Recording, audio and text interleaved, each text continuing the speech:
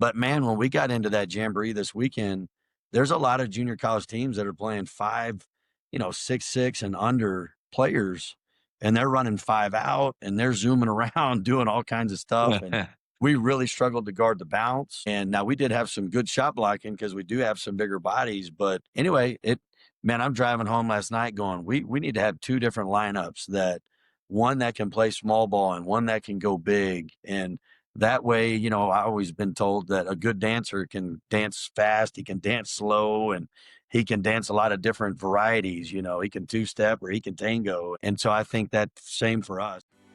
Welcome to the JAMODI podcast. Today we're joined by the head men's basketball coach at South Plains College, Cinco Boone. Coach Boone is in his 24th year of coaching and his 9th year as a head coach.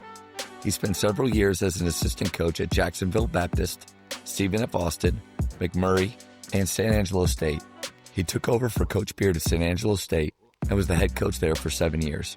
Before coming to South Plains, he spent time as an assistant at UT Arlington and Abilene Christian University. As a head coach, Coach Boone has 150 wins and 84 losses. His teams have been ranked in the top 25 every year as a head coach, and they've qualified for 4 NCAA tournaments, including a Sweet 16 run at San Angelo State. Before we hear from Coach, take a moment to subscribe to our podcast and follow us on social media at JAMODI Podcast. The JAMODI Podcast is powered by Sideline Interactive. Sideline Interactive is the leading manufacturer for high-quality, innovative scoring tables and LED video display boards that help coaches and schools bring more excitement to fans, create huge fundraising opportunities, and make their jobs easier. Visit sidelineinteractive.com to check out their amazing products. How we doing, man? I can't complain. How you doing? What's going on? Just grateful that you would give up a Sunday evening. Now, a good thing is the Cowboys played at noon today, so we didn't miss that one at all, and it was a good game for us. So it's a pretty good Sunday. Yeah, well, that's good. I've been so busy. We had our first jamborees of the week of the season this last weekend, and so we were in Norman and Wichita. We got home about 1:30 last night. And I've just been busy all day long watching film. Coach. About to throw up from all the nasty stuff we did this weekend. So anyway, we've got that. weights, and guys are going to wait about 8 o'clock. I'm not sure how long we're going to last, but about 8:15, 8:30, we'll be in that film room getting better with those guys. Wow. So you this evening, you're going to have guys coming in. You're getting after it. Yeah. Oh, yeah. Yeah. I can't let everything from the weekend slide till Monday. I want to get it off my chest, all the stuff that I've got that we want to see and, get in front of them. And there was a lot of positives too, so want to get that out in front of them too, I totally understand that frame of mind of right after the game, especially once you've watched some film of, man, I really want to tell these guys now, like, let's fix these things now. Unfortunately, at the high school level, we do deal with, they go home, their parents want them, they have other lives, they have maybe schoolwork or things they got to get done. On a Sunday, we can't really be that organized with them. But that is, I think, a nice advantage to you is time. That this is what they're there for, and they're pretty eager, even if they don't act like it. Most likely, they're eager to fix the problem, get in there and work with you. That's pretty cool.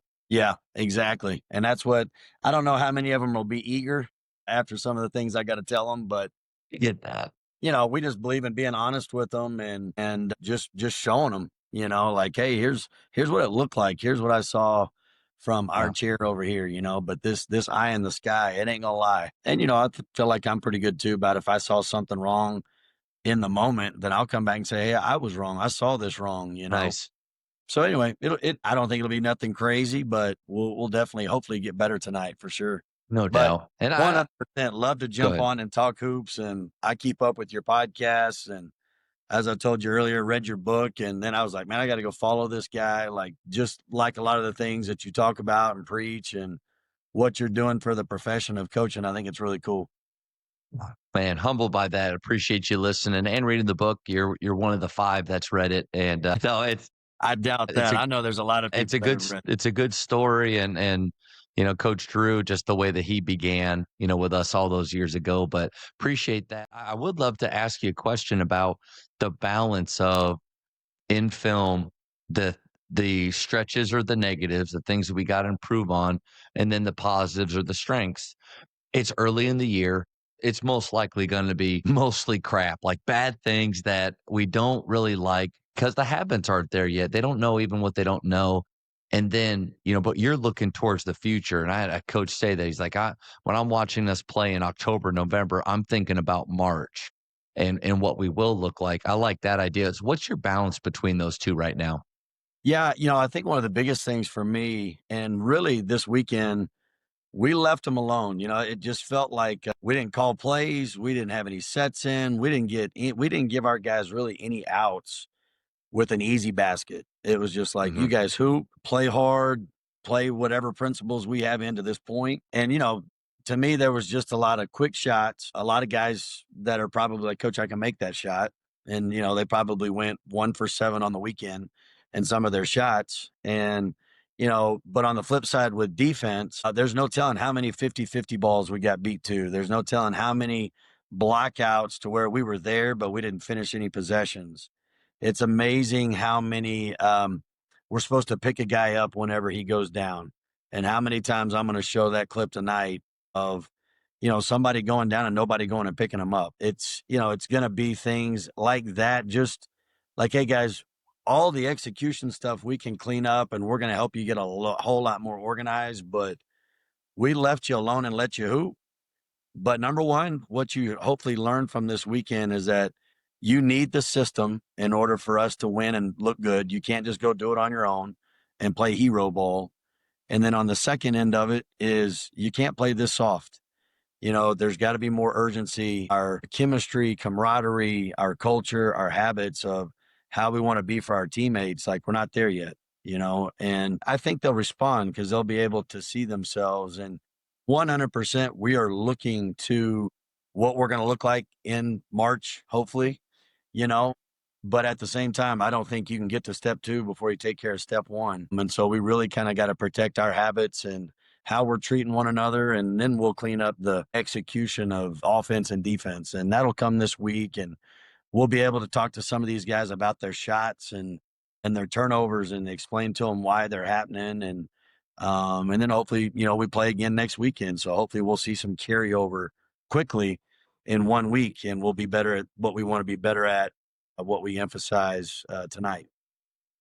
A couple nuggets that I just grabbed from what she said is, I think first, or the last thing is explain it rather than a series of turnovers, and we just watch them and say, "Hey, fellas, don't throw it to their team." I think we can be better, and we can actually teach, especially with the question method of anytime, in my opinion, anytime a player drives a single gap, we're either going to turn it over or we're about to throw a pass that takes away an open look because it's off target.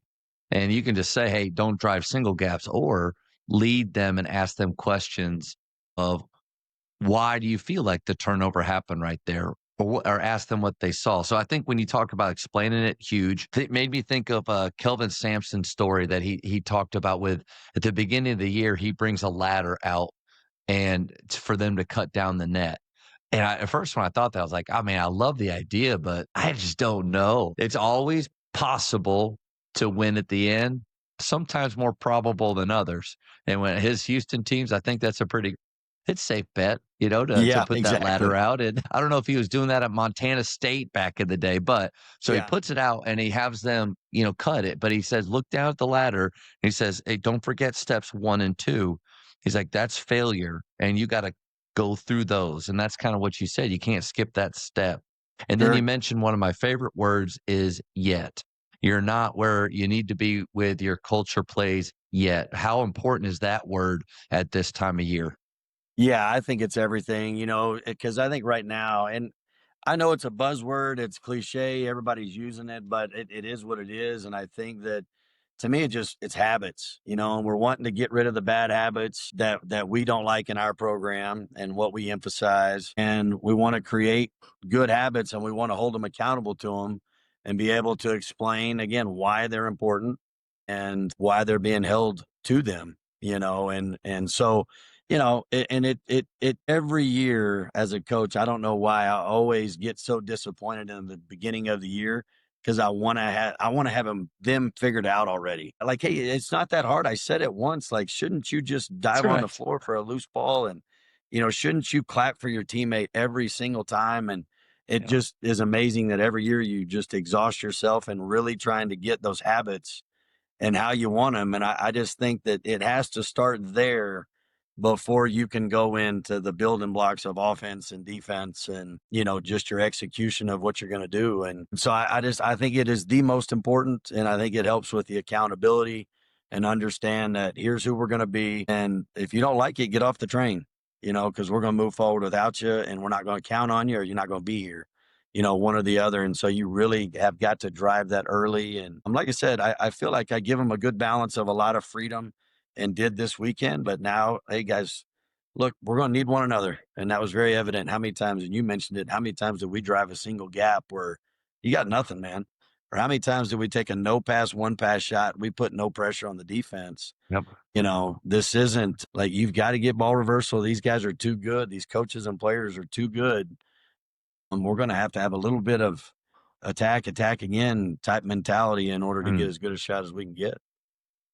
And I appreciate you saying that about the frustration or how you feel yourself kind of falling into that trap again of why doesn't it look better right now? Because I think it's October. We're about 23 days away, 24 days away from practice. And I'm already thinking, like, I don't know if we're where we should be right now. But also I'm brand new to this place. Like, that's what I'm trying to remind myself is who says we're supposed to look better than this right now? Like, that's just in my head. But I think that's a danger we all fall into, which is the maybe comparing to teams of the past and, the success or where they've been at this time. But then it's the coach at Chris Hill at Jesuit said, you got to approach every year as if it's brand new. You've never done it before, but easier said than done right there. Yeah, I agree. I laughed the other day, because this is the first time in 4 years, I guess, since I've been a head coach. My last year at Angelo State was 2021-22. And, so it's been a couple of years, but since being the head coach, but my mom texted me the other day, hey, how's it going? And I had a laundry list of everything that was going wrong. And she said, hey, like, are you ever happy? Like, are you sure you're enjoying all this? And I had to think about it for a day. It froze me for like Yeah. 24 hours. And I'm like, I hope I'm just not negative all the time, but there's just always something to be corrected. And there's something that even when you get one problem cured, the next one's waiting on you and you got to tackle it. And, sometimes it just feels like it's this tall and you're trying to, like a to-do list, trying to get to the bottom of them. And I don't really think they're problems. It's just the expectations of where we're trying to get to and the expectations we place on ourselves and knowing that we're nowhere even close to getting there yet. And you just some days walk home or go home and feel like, dang, I'm a failure. I'm not Yeah. winning A today. I didn't scorched win today. earth. That's what tomorrow is. Yeah. We're starting fresh. These guys are done. We're starting with a new group. That's Yeah. And I think that's like the beauty of junior college too, is, like so many guys are coming. We only had one returning player and I wasn't here. So it's wow. not like returning for me. So we got Yeah. all these guys coming in from different places and everybody's new to me, including people here on campus and in the community and and the staff. We're all just new to one another. So it's just long days and but we're working. And again, I wish that we got 2 inches along every day. And I think we get 2 centimeters a day, but we're pushing forward and we're getting better a little bit every day. And, as long as we don't stay the same or go backwards, I just got to be happy with the progress with where we're at. No doubt. Coach, there's this great video that I show at my MG basketball camps every summer, especially at the shooting college, because people ask about the weight room or their shot or even culture or anything, playing fast, whatever it is. When will we see improvement? When does that happen? And it takes what it takes is the answer. Who knows? I love to be able to have a calendar and say, okay, on this date, guys, we are going to be here. Man, and maybe we're blessed to be past it, but most likely we're probably not going to hit that mark. But this video is this huge boulder with these metal stakes down the middle of it, and a guy's pounding it, pounding it. It goes for like a minute long. You hear him hit those little metal nails each time. There's no thud of him just hitting rock and pound, pound, and then all of a sudden the whole thing breaks apart. And so the two questions I always ask them is, which hit did it? And some people say it's the last one. And then a few of them that have been around, all of them. I was like, exactly. Like all Yeah. those reps. The reps that your guys did this weekend are going to lead to something today, tonight, tomorrow. And then purposeful, like with your film and stuff tonight. Like I know that like you got to have a plan for that, and so that it's purposeful. It's not just throwing stuff up on the wall, but those are the two keys. Like when does improvement happen? I don't know. It takes what it takes, but small improvement and purposeful.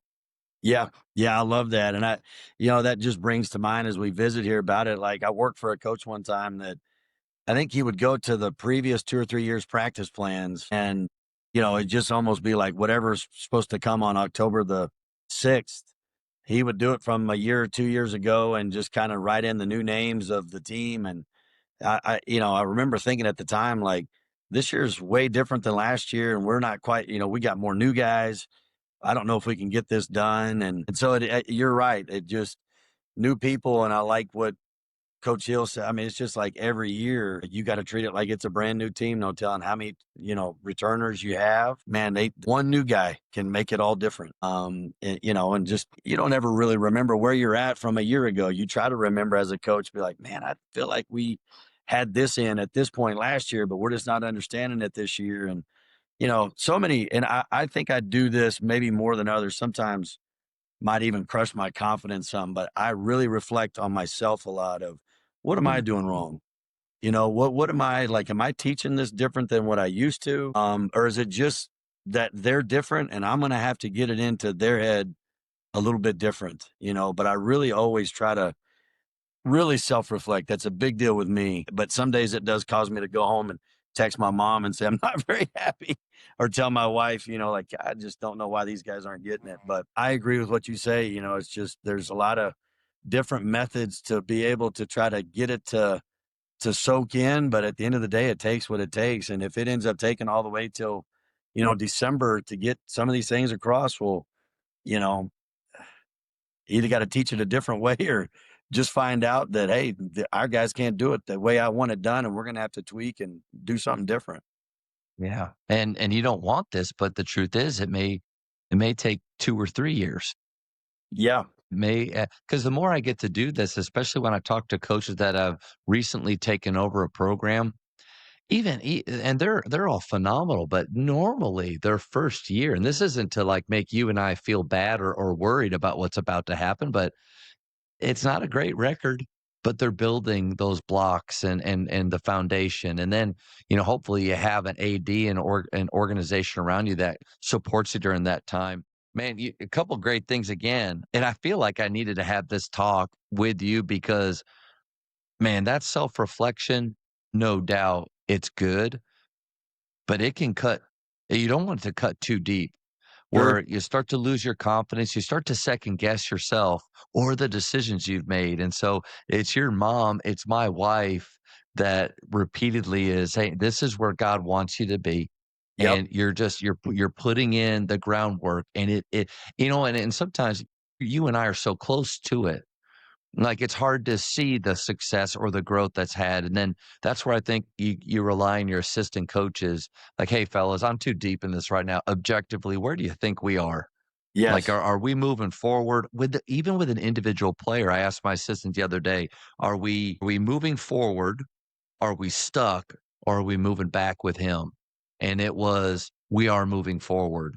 Doesn't feel like it to me, but I think that's why you have those people in your life, right? Sure. Yeah. And I think that's one of the best things, in me taking this job is that I kept Coach Glenn Mayo and, he'd been here for the last couple of years and he's worked for so many successful junior college head coaches across the country. And I haven't been in junior college in nearly 15 years. And so Mm. coming back to this level and being able to have Glenn, and I mean, they went to a Final Four last year here and the previous year went to an Elite Eight.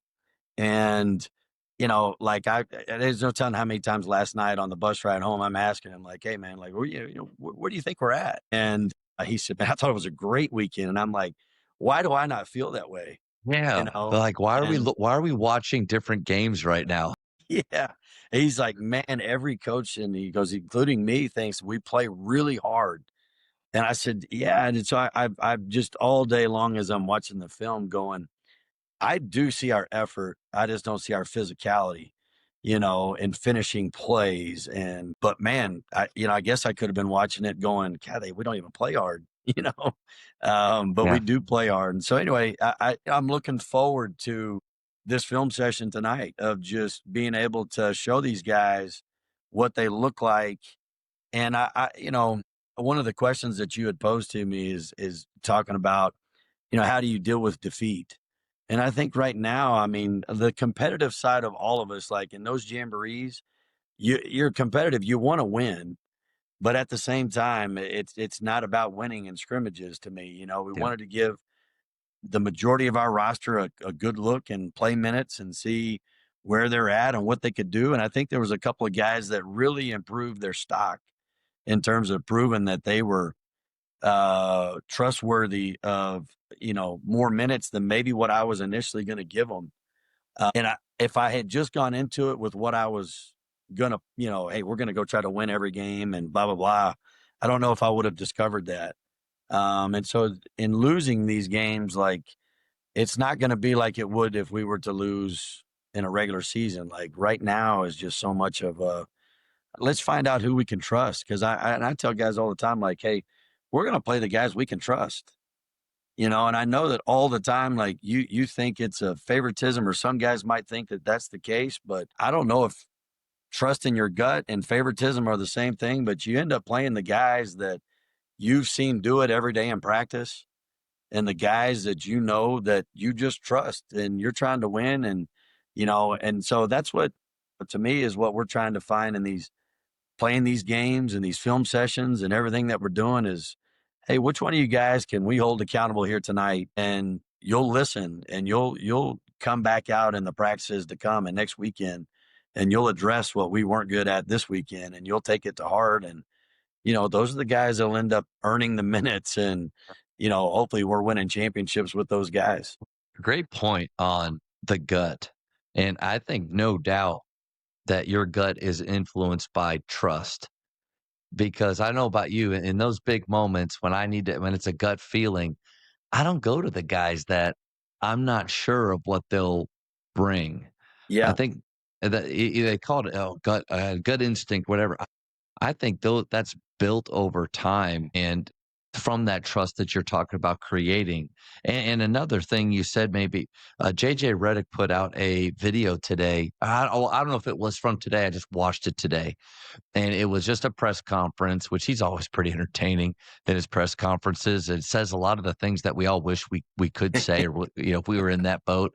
But it was talking about a preseason game, I think against the Suns, and he just said something that I don't think anybody talks about, which was, well, you know what? Like honestly, the Suns are farther ahead than we are right now. And it was kind of like that moment of, okay, interesting. Why do you say that? And he said, well, they've had 7 more practices than us right now. And their core group has been together for a lot longer than our group has this fall and this summer.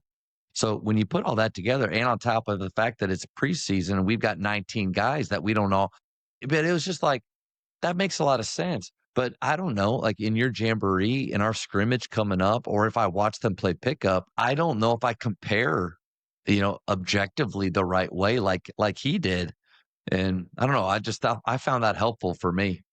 Yeah, I agree. And I find myself trying to draw a fine line and like not trying to make excuses, Right. like I don't want to use that as an out, but sometimes it just is what it is. It's a fact. You have one guy back, coach. You got one guy. Like, Yeah. it's going to take time for everybody to learn your system. That's not making an excuse of why. Now, like you said, attitude and effort. All right, let's kind of dial that in right now. But the overall execution, the teams that have been together more, man, I don't think it's an excuse. Sorry. Go ahead. Yeah, no, I agree. And and that's what, like, I kind of got started with this job on May 1st. The portal had been open for a month and a half. And there's times where I tell myself, and then, like I said, there's one like there was a schedule that was done and, 6 players that were in here, part of that Final 14 last year that were waiting on me to get in here. And so I sometimes have to remind myself that we are where we are and just don't panic, but also just understanding when to pivot and when to, because I've tried really hard to adopt and try to get a foundation put in. And I think we went this weekend and we learned some things. Like if you look at our team lineup wise, we're really big. I mean, everybody that sees us play says, "Hey, y'all look like a mid-major plus Division I team." And we are. We're big, we're long. But man, when we got into that jamboree this weekend, there's a lot of junior college teams that are playing 6'6" and under players, and they're running 5 out and they're zooming around doing all kinds of stuff. And we really struggled to guard the bounce. And now we did have some good shot blocking because we do have some bigger bodies. But anyway, man, I'm driving home last night going, we need to have two different lineups, that one that can play small ball and one that can go big. And that way, I always been told that a good dancer can dance fast, he can dance slow, and he can dance a lot of different varieties. He can two-step or he can tango. And so I think that same for us. I think that was such an eye-opener for us this weekend. And so in my mind, a little bit, it's like I love them rugged power forwards that rebound and dominate. And, you mentioned Coach Sampson a minute ago. They're really good friends of mine. Kellen and I worked together at Stephen Nice. F. Austin, and we've been closest to friends since. And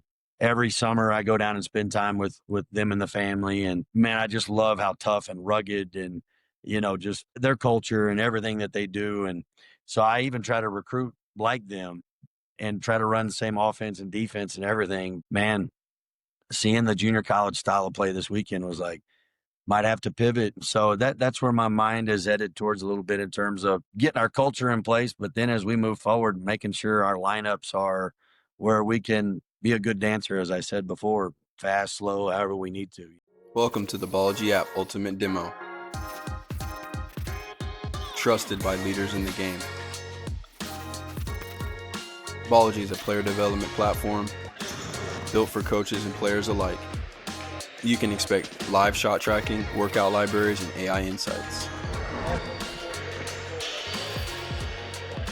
You can easily chart team shooting drills in practice or in training sessions. Track all of those shots using an iPhone or an Android device in real time.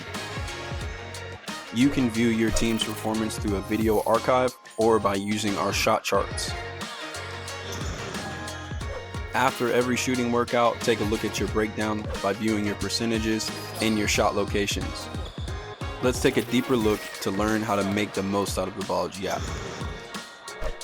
Let's see how you measure up in the Ballgy Skills Assessment, where you can test your shooting skills versus other shooters worldwide. Navigate to Ballgy AI, where you can ask any question to get answers in real time for smarter training. Make that footwork a little more sharp. Coaches or players can create custom workouts in just minutes. Fit your on-court skills or basketball IQ or even strength and conditioning. It can be done on the Ballgy app. Compete with everything you do on the Ballgy app through our workout leaderboards.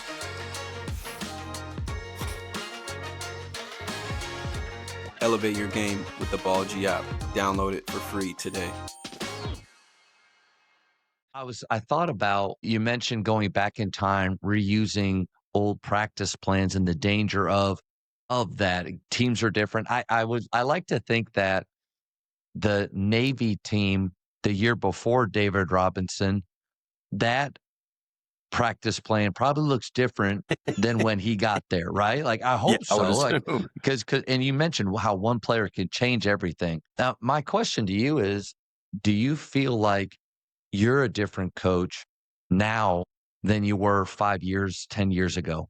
Yes. Yeah. Yes, sir. Absolutely. And, I think there's been several things in my life that have kind of taken place a little bit and, that I think are factors for that. I think the immediate one is that I've become a father, like I've got a 1-year-old daughter. And so now becoming even, as an assistant last year, that certainly changed. But then moving into this year as a head coach, I think it makes me a better coach, and like I holding her, I've said this multiple times to my wife who, my wife is an assistant coach for the women at Texas Tech. Oh, wow. So we're both coaches. And I've told her multiple times, like, hey, this is why parents are so crazy sometimes in the stands. is because they just love their kids so much. And we're no different. I No mean, we're doubt. just smitten with our daughter. And I'm like, this is why they don't ever want them to fail. They don't ever want them to hurt, because they have this kind of love for their kid. And I think that's really helped me become a better coach. And not to say that I'm not holding these guys accountable or fearing, trying not to let them fail, because they need to fail in order to learn. But I just have a more mature, maybe a little bit to me being a father. I think that's really helped. And then I think too, the two head coaching jobs that I had before, I was at Jacksonville Junior College and I followed Greg Young. I was his assistant. I took over when I was 26, was a young head coach and got a great opportunity, great 2-year Baptist junior college out there in Jacksonville, Texas. And, I really tried to do everything that Greg did and his own style. I mean, if I could say copy a practice plan, and I don't know why, coach, and I'm always this way too. I've kept every practice plan that I've ever been a part of, any head coach, assistant coach. And I finally got smart enough this year where I scanned them into and have them on my computer. But Welcome, Coach. Welcome to 2025. You did it, oh man. yeah, coach, all these moves that I've been making recently, I mean, it takes me 3 hours to get out of the office because I've got these binders full of practice plans from, Yeah. all the way from 2004, or 3, even when I was a high school coach in New Mexico. And so I've got all this stuff. And, I mean, I've still got scheduling and itineraries. And I mean, I'm a hoarder and I just always have got it, but I finally scanned it. So I am smart. But, I kind of got off track there because I was talking about the practice plans, but I just tried to do a lot of what Greg Young had done, and that's kind of where I would go back to those practice plans and then almost make it exactly the same. So fast forward a few years, now I'm working for Chris Beard at Angelo State. Beard gets the Arkansas Little Rock job. They promote me to head coach there. And man, I just watched Beard do what my dream was. So I'm going to try to be Chris Beard. And I, I went back to a lot of the same practice plans. I tried to be the same guy that he was. And I think you fail when you do that. And I understand why I tried to do it. We were running motion offense and there's such a freedom to shot selection within a motion offense. And I thought Beard was really good at being able to tell guys, you can shoot this one and you can. And I tried to do the same thing in year one. And it wasn't me. I had a hard time at a young age because I was 32 then. And still, I think it was just a little bit more. My philosophy was still wide open and I still was just trying to repeat him, but I'm not him. And I just think where it's this time around where this is the first head job that I've had that I wasn't promoted from within. And so I'm coming in from the outside, coming in and taking the job. But as the last 3 years that I've been an assistant and been away from being a head coach, for the first time that I can really remember thinking of when I get an opportunity again, this is what I'm going to do.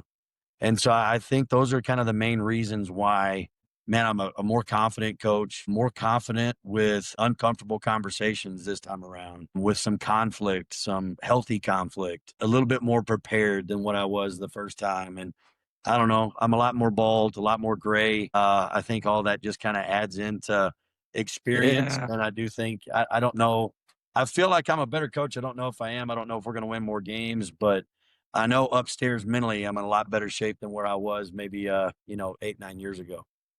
Nice. Man, a couple things. A great nugget about how being a parent changes you. I think the way I viewed parents as a high school coach before having kids was that they were the enemy and we needed to keep the enemy out of our little tribe, our little city or your castle we're trying to build.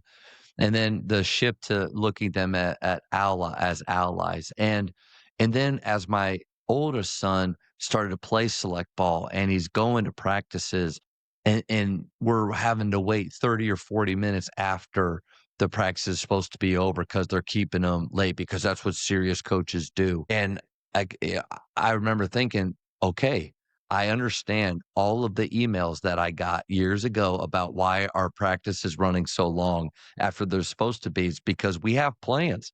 Like their parents weren't just insane, they were right. And so I think that's a big shift going from being a younger coach to a parent definitely helped me with just empathy, being able to understand a little bit more about what they go through. And then you nailed it, man. Be yourself. You work for one of the best coaches out there. I can't imagine how it's not how you don't try to be just like him or pattern yourself. And so I think maybe what you're talking about is balance. Like take some of those things that he did that works with who you are. And I Yes. think that's the same for any coach, whether you're an assistant coach now or even a head coach and you're at a clinic. Man, I love the way that they run this. I'm going to take everything. Maybe, but does it work for your kids? And then does it actually fit your personality? But I think that takes a little bit of time. Yeah. Yeah. And like I said, I think it's maybe the bald spots and the gray that is it's just shown that I've spent enough time. And like I say, I self reflect and think a lot and spend a lot of time on my own thoughts of, how do I get better and how do I improve and how do I become a better coach? And that's just reflecting on those times and that's just why I think that this time around, I'm for sure a more confident coach. And I'm hoping that just leads into more clear exactly what our culture and standards and expectations are. And the same for the staff, the players and everybody. And hopefully that we'll be able to hold them accountable to it. And combined with recruiting good players and good people, that it'll produce the way we want to win. When you're having those moments of self-reflection about a practice, about a game, or at a certain point of the season, and when you realize, okay, this is really where we are right now, and it starts to go bad in your mind, the negative thoughts that we try to tell our players to bottle up or box up and throw out, that little snowball that starts at the top of that hill and then it goes down and becomes something huge. How do you stop that? How do you protect your confidence? How do you stop yourself from going to a place where you start to second guess? Yeah, and that's I can reflect. I know one thing that has helped already this year. I have to stay off social media. You know, Mm. social media has been something for me that's kind of been in the past, almost like the devil that sits on my shoulder up here. And everybody else's program looks to be in such much better shape than the one I'm in. And All of their social media, 1 minute hype videos make uh, them look like they are just so unbeatable. together. Yeah, and it was Sammy Walker at Commerce told me one time, he always told me this thing, don't ever underestimate what's going on in the other huddle. You don't know what's going on in their huddle. And that's true. But man, on social media, because I guess Sammy and I maybe coached in an era before social media was huge. And that used to kind of, yeah, you're right. Like I always wonder what's going on in other huddles. But social media, I can remember in my time as I took over at Angelo State, like, man, that was I would just see how perfect everybody else's everything looked. Man, their camp looks bigger than ours. Just everything about their culture just seemed, and it's like sometimes you show up and play and you go, man, they were nothing what I thought they were on social media, and it just paints this picture. And so I think this time around, and again, I think it's because I'm chasing my daughter around and I'm not on Twitter as much, and I'm putting the phone down in the moments that I have with her or helping my wife with something, that I'm just not spending as much time on it. And I think that has helped me, not go down deeper down a just comparison hole, of being like, man, everybody else is doing this and we're not. And so it just really leaves me in my own thoughts of almost comparing past teams like we've talked about. Man, where were we at this time? Like, I would have thought we'd had this down by now. And it usually starts with that, but at least I'm not comparing myself to others. And I think that's really helped. I love that you went down the social media rabbit hole with that. And it made me think of this is kind of a separate way of how social media can mess with us, but I think it lines up with what you were saying. So obviously, man, a few weeks ago now, Charlie Kirk was murdered, and just a crazy time, on the news stations, on social media. And when my wife and I moved down to Waco, we left a church that we really liked, Church of the Cross in Grapevine, and J.R. Vassar's the pastor there. And I just wanted to watch online his sermon right after that had happened, just to see if he would address it and what his views were and how we should handle that. And his big thing, well, obviously besides evil and how we feel about that or think about that, but the big thing was get off of social media, turn it off. Don't follow, don't read those things because and here's what I realized is, and I think can happen for us as coaches with our teams, especially if you're the one in charge of the social media account of your program like I am. That seems like a full-time job sometimes in itself. But I was waking up in the morning and immediately listening to a YouTube video from a news outlet. And anytime I was in the office and it was time to work, I had it on. And then when I'm brushing my teeth at night, I had it on. It was constantly flooding my mind with things. And so I heard him say that a few weeks ago, and I've turned off or unsubscribed or all those things. What's the tie back or the connection? I think is the overload that we can get in, even from adding stuff to our playbook, adding drills. There's so much great stuff out there. And if I'm not careful, I'm going to be trying to add stuff all the time where it kind of goes back to knowing yourself and being yourself. You can't do everything. There's a lot of good stuff, but you got to know who you are and what works with your team. Sorry, I just went down a couple Yeah, no, rabbit and holes there, but no, I agree, and that was one of the things that was funny to me is like, and again, I'm not saying that I'm social media free because I'm not. I've still got the apps, I've still open them, but I've really tried. And Twitter is the one that, or X, I guess they call it, but yeah, that's the one that I would always follow the other programs, and that would take me down a certain path. And it was actually amazing for me. I had never heard of Charlie Kirk before, and I right. guess it's just and so when all that happened, and our staff talked about it when we got out of practice, and we're sitting around after practice, and they said it happened while we were in practice. And I spent a lot in that first week after finding it out, just so I could become more aware of who he was and what he was about. But I familiarized myself more with that, and that just what's happening in the world there. But the basketball piece, I agree. There's so much good stuff that you can do. You obviously want to promote your program. One of the things that I stepped into here, they had a man, a local guy that decided to come and do like a YouTube documentary on the program. And in recruiting this last spring and summer, a lot of these kids that we called, we would say, hey, we're with South Plains, and they'd be like, hey, you were on that documentary.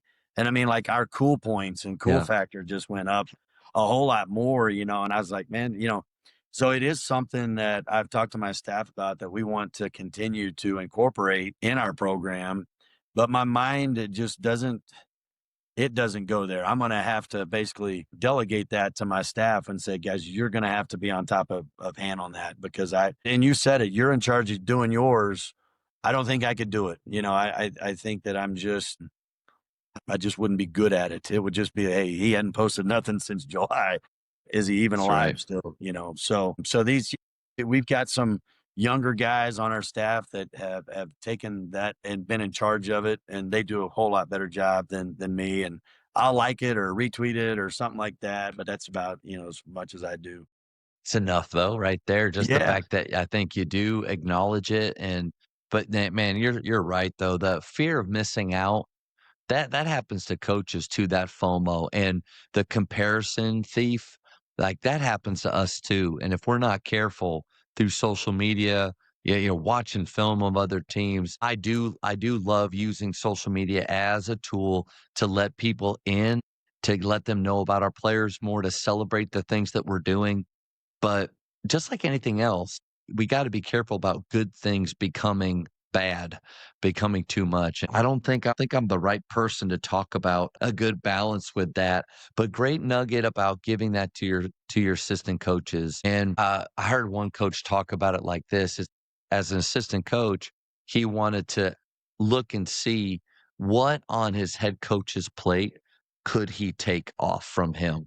And I think as a head coach, I don't wanna just push off the stuff I don't care about, but actually empower them to do things that they could do that for some reason I'm just holding on to. yeah, yep. And I try to be the same. I don't. And when it comes to delegation, I really want to delegate maybe the things that are their strength and my weakness. And I think that's a big important part of who you hire and who you surround yourself with is, hey, this person's really good at what I'm not.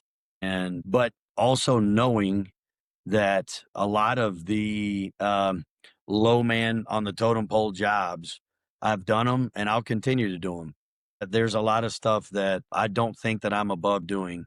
And there's a lot of things I know I don't enjoy doing anymore, but the social media just happened to be. And again, I think I would do it if I felt like we didn't have somebody, maybe we had hired a guy that didn't have the strength in that area, but he was really good at something else.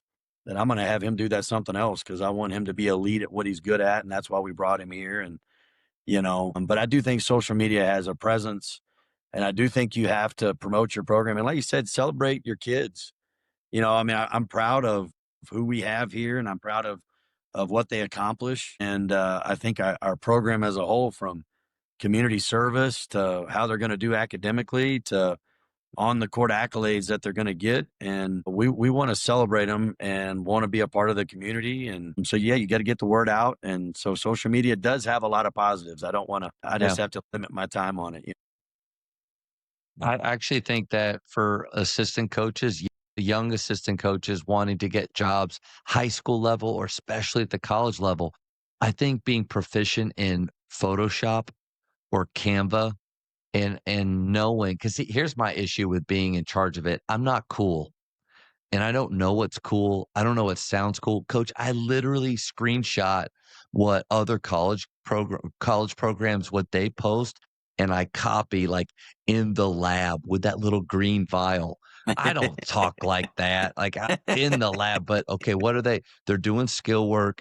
They did have some videos or still shots and they put in the lab. So in my notes section on my phone, I can't believe this is silly. In my notes section on my phone, I have a whole page that's just phrases and Yeah. emojis. And I don't really know what they all mean, but I'm going to try to use a different one. And if I see a new one that like Rice puts out, okay, screenshot copy, put that in, but just constantly trying to add. But I think those younger coaches, if they can do that, like that's another way to make themselves valuable because there's guys like me and you that, man, I really don't. And thankful at Midway, they're in probably at your program, and we have kind of a social media director almost. She does graphics, so she's incredible. And but a guy that can do that, that's impressive. And then we talked about giving things to coaches, but then I think also a way to give players ownership is we can let them choose things. And I heard a coach say that he lets players choose the things that he doesn't care about.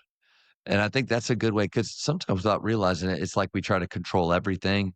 So, what are some of those things that maybe you've allowed your players to do that gives them more ownership in the culture or the way that you do things? Yeah. Some of the simple things is just like, where do you want to eat? What time you want to practice? I mean, Yeah. sometimes you can't help some of that kind of stuff, but I mean, if there's an open gym and hey, it's a Saturday and nobody else is going to be in there, like, you guys want to go at 8 in the morning and get it out of the way, or do you want to go at 1 o'clock? Like, what do you guys want? To me, it's just y'all are the ones that has to have the productive day, and I do too. But if y'all aren't going to be good at eight in the morning up here, but you might come up here at 8 and want to be done and enjoy the rest of your Saturday. It's little decisions like that that I think I've always done. Or, hey guys, where do y'all want to eat? It's not about what I like. It's not about my preference.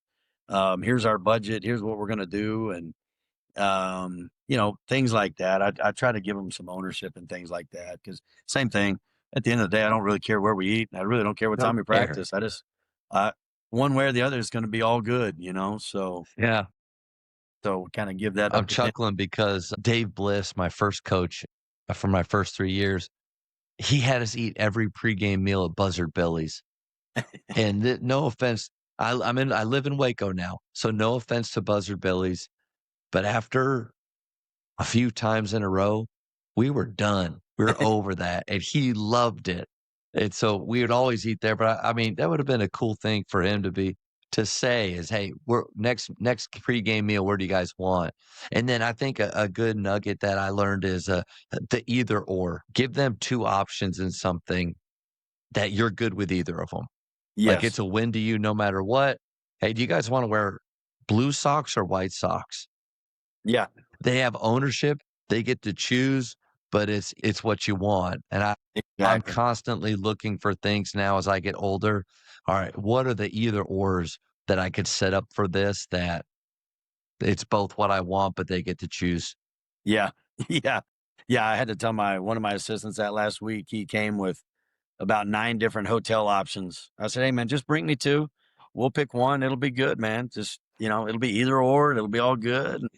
Or You can either make it the top that's gonna cost the most, and if I wanna go that route, we can, or however you wanna do it." But, yeah, I agree. I like that either or. I'm gonna steal that. how do I watch the South Plains documentary? It's on YouTube, and I think, you just gotta Google it. Yeah, or, go Okay. in the search bar and find Yeah. it. Yeah. Okay, Yeah. I wrote that down, I can't wait. Okay, so we have talked about practice a little bit, and I would imagine that, you know, based on the film session you're gonna have in about 20 minutes, which again, can't believe, like, after your late night and you got something tonight, just so honored that you would still do this, that you didn't text me, say, "Hey, too much today, can't do it." Nah, nope. That's it. That's I'm so impressive. excited, I'm telling you, man. I watch all these, so I love all the Well, coaches you have on here. yeah, and I again, every time that somebody says yes to it, it's even after 5 years, still can't believe it, humbled by it. So, how do you decide what you're gonna work on in practice? Since you and I have talked about we don't just regurgitate old practice plans and rinse and repeat. How do you do that? Yeah, I think to me, it's a fine line of as you look out to whatever competition is up next, combined with what were we really bad at in the last practice or the last outing, or what are we just missing out on? And I think I found myself like even that like last week as we're trying to get ready for the jamborees, like we've spent so much time doing other things that I hadn't put a press break in. I didn't have zone offense in. Um, I didn't have a baseline or sideline out of bounds play. Like there's just a lot of the stuff that, like we had to put all that stuff in last week and we had to execute it for a couple days so we could at least be organized. But that still wouldn't have been what I would have wanted to have spent my time on last week. But I had to. I had to say we got to at least have this in. And I'll be dang if not every seven. We played 5 games and all 5 teams pressed, and it's like I'm glad. I mean, if they had the aggressive press where we could get the ball in the middle, we scored it every time. If they had the zone press and made us reverse it and get it across, it stymied us, and we weren't. That's something I would probably take 2 or 3 days in getting ready to scout a team and how they were going to play against us. Hey guys, we got to break it and then quickly get into offense and get into what we're doing. And anyway, it certainly stymied us, But I'm glad we at least had the one press break in because Yeah. the couple of the times that they got aggressive, we got the ball in the middle and we scored and relieved some stress from us. But like this week, I think I kind of told you, I felt like balls, our physicality and rebounding, and I thought they played hard.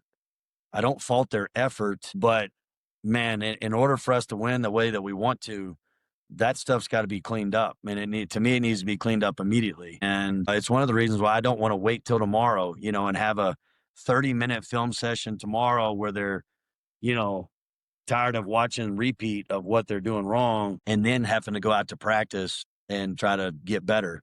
I would rather them tonight have a little bit of recovery lift and then they're going to sit there and watch maybe for quite a while of just like, guys, look how many times this happened. Look how many times. And then that way they can be on their brain when they go to bed. And that way they'll know that come tomorrow that like that is going to be one of the things we get fixed first. A free throw blockout. There's no telling how many times we just whiffed guys on a free throw blockout. There's no telling how many times I've got clips of, good and bad. Sometimes we would pick a guy up when he went to the floor and sometimes we wouldn't, but they need to see the good and the bad and just, Inconsistency. Yeah. yeah, Yeah. yeah, and so those are the things that to me that we're going to get corrected hopefully tonight. And then Monday, Tuesday, there's going to be loose ball drills. There's going to be verticality and some contact, to where like, hey, we're not going to work this hard and play this hard to not finish possessions by being soft at the end. And we got to have some physicality to us and be able to go bounce up, rebound the ball, not get shoved under. And so anyway, I think, and if we can get that corrected this week, we'll get, like I told you, maybe some of the lineups with changing some lineups, doing some things and cleaning up, just positioning and ball screen defense and things like that. I think that we'll incorporate that as well as trying to execute. But, I do think as a coach, I know you want to get better at everything. You like every single practice, like, what do you want to get better at? Well, I mean, everything. I want to press good and press break good. I want to, have this. And Greg Young always had the best saying, it's either the chicken or the egg. If offense is really ginning that day, that means defense is bad.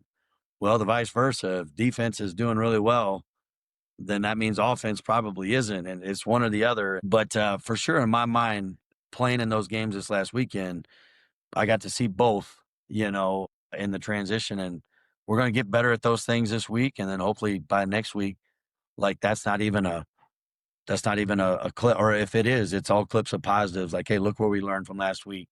Here's where we got better. And then we'll have a new laundry list of new issues, and Yeah, the then line hopefully just we'll fix moves them. a little bit Yeah. farther down. What value do you see in watching film tonight? And I would imagine you're the same where I feel myself, even though that I'm watching film of the past, I feel my blood pressure, I feel the anger rising inside of me when I'm in that moment watching film.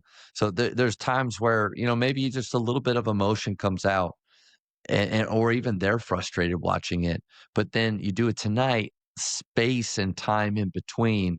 Is it allow you to have and the players a little bit more of a clean slate and focus tomorrow rather than film? We're all pissed off. All right, let's get on the floor now.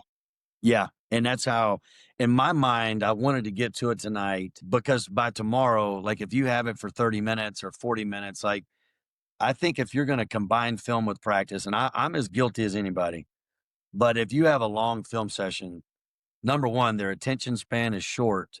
And then all of a sudden, I mean, their bodies get stiff sitting in that seat, and their eyes get heavy if it's blackout dark.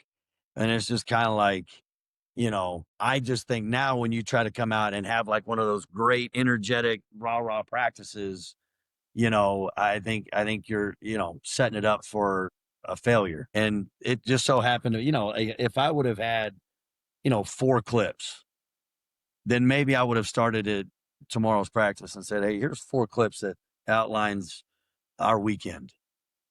I've got so many more than that I want to just show them on repeat of like, hey guys, look at this. Like, you tell me, like, when it comes to winning and losing, like, and we played good teams, but we had a chance to win every single one of them. You're talented enough to have beat every single one of them. I wanted to win every single one of them, but you're not going to win a game all year long if you don't clean this up immediately, and that should help you for next week. The next couple of days, I hope to have another one, like maybe bring him back up here on a Tuesday night or something, and have another one where it's, just our offense, like, hey, these no pass and one pass shots with no ball reversals or paint touches, we're not going to win very many games, guys, but I'm going to clean this other up first tonight, and then I'll clean that other up. But hopefully try to do it outside of a setting to where they don't have to try to go and immediately have a motor and be energetic, because I think I'm setting them up for failure in that regard. All right, coach, before you get out of here to go to your film session, the speed round, these are going to be quick questions. Those people that thought they knew you, they're going to really know you after this. Okay. All right. Favorite ice cream flavor? Chocolate. Greatest shooter of all time? Wow. What a question. Steph Curry. Do you stand up or sit down more during games? Stand up. Top 3 dinner guests, any time period, doesn't have to be sports. It definitely is going to be Michael Jordan. It is going to be Jesus. Let's take him off the table. Let's assume you've already had your meal with him. And Okay. what are the other 3? So you got Okay. Jordan. Who else? Man, it's for sure. It's just always going to be my dad. My dad's going to Nice. be at every meal. He's my hero, and it's for sure going to be him. He'll be there. And then, man, this is a good one because I've never had this one asked to me. I would have to say Coach K. I just idolized him for so long and looked up to him. And as a kid, just was a huge Duke fan and would love to soak up his knowledge. It's a good one. So can I assume that the question of who's the GOAT, are you a Jordan guy? Okay. Absolutely. So Absolutely. got that one out of the way. Yeah. Best basketball movie of all time. Hoosiers. Good one. For high school, shot clock or no shot clock? You know, that's a man, you're probably going to say just pick one. You know, my senior year of high school, we won a state championship in New Mexico, and we won the game 53-50 in overtime. And we'd have had, 25 shot clock violations, both teams in that game, because You did what you had to do to win. Yeah. So if I said that, then I don't think we would have won that game because the other team actually was much better than us. Yeah. But it played in our favor. But being a college coach now, I really would love to see it implemented in high school. Just the decision making in that time period, just the sense of urgency and the carryover is. I hope the majority of the kids can go and play somewhere after high school, and they get used. How hard is it? How hard's the transition for players that come from a state where they didn't have it? Does it take a long time just to get their, like you said, the decision making speed up? And the fact that there is no, okay, that didn't work, pull it out, reset, try again. I think you're just not used to looking at the clock. I mean, you're never looking up, maybe once a quarter, I guess. That's right. But outside of that, when it's every possession, if it's getting down underneath 10, it is an adjustment. And I think it takes guys some time that aren't used to it for sure. Do players sit the rest of the first half with 2 fouls? Situational. I think it kind of goes back to trust, and I know every player always says, "Coach, trust me, I won't foul again." I won't foul. It's going to be a little bit of, can I trust that you're not going to foul again? Right. Yeah.